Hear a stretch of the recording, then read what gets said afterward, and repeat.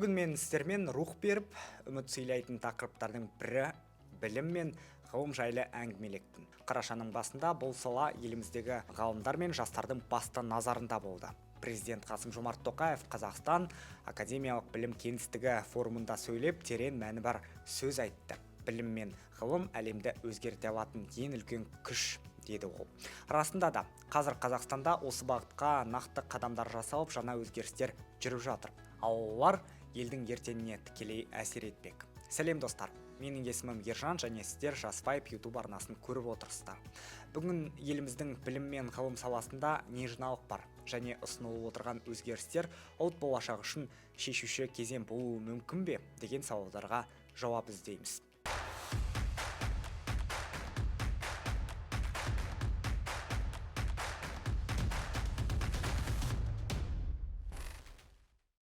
Президент форумда еліміздің келешек бағытын айқындап берді. Енді тірегіміз білім, ғылым және жастардың ізденісі деген еді.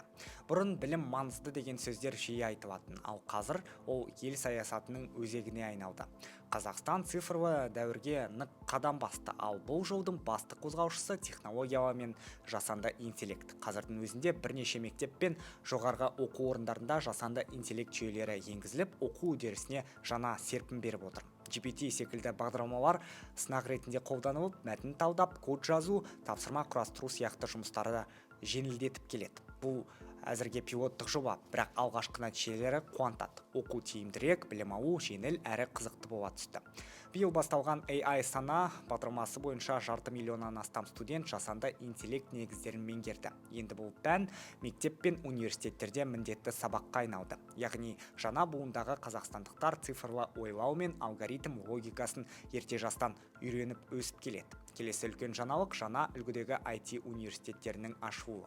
Ол технологиясын жасап, стартап құра алатын, зерттеумен айналысатын мамандар ордасы болмақ. Мақсат Қазақстанды дайын өнімді тұтынушы елден өз инновациясын өндіретін мемлекетке айналдыру. Еліміздің халықаралық білім кеңістігіндегі беделі де арта түсті. Бүгінде Қазақстанда Ұлыбританиядан бастап Кореяға дейін созылатын 33 шетелдік университет филиалы жұмыс істейді. 40-тан астам беделді жоғарғы оқу орнымен серіктестік орнаған. Біздің студенттер қос диплом алып, шетелде тәжірибеден өтсе, алыс елдерден келген жастар Қазақстанда білім алуда. Президент көптілді білім беру ашықтық пен бәсекеге қабілеттіліктің кепілі екенін ерекше атап өтті. Сол себепті барлық шетелдік филиалдарда қазақ тілі мен Қазақстан тарихы міндетті пән ретінде оқытылады. Бұл шетелдік студенттерге халқымыздың мәдениеті мен болмысын жақыннан тануға жол ашады. Нәтижесі де көңіл қуантады. 5 қазақстандық университет Times Higher Education және QS World University Ranking тізіміне енді. QS агенттігі басшысы біздің университеттердің даму қарқынын әлем бойынша ең жылдамдардың бірі деп бағалаған. Мысал ретінде Қозыбаев атындағы Солтүстік Қазақстан университетін айтуға болады. Аризона университетімен әріптестік орнатқан бұл оқу орны тек білім беріп қана қоймай, нақты ғылыммен айналыса бастады. Профессор Джеффри Пьюн жетекшілігімен күкіртті экологиялық таза полимерге айналдыру жобасы іске асып жатыр. Айтпақшы, Қазақстан жылына 4 миллион тонна күкірт өндіреді. Бұрын оның тоннасы небәрі $100 болса, қазір қайта өңдеу арқылы құны $10,000 дейін көтерілуі мүмкін. Міне, бұл білімге негізделген экономика дегеннің айқын көрінісі. Қазір елде болып жатқан өзгерістер жай ғана білім реформасы емес, жаңа ұлттық идеяның қалыптасуы.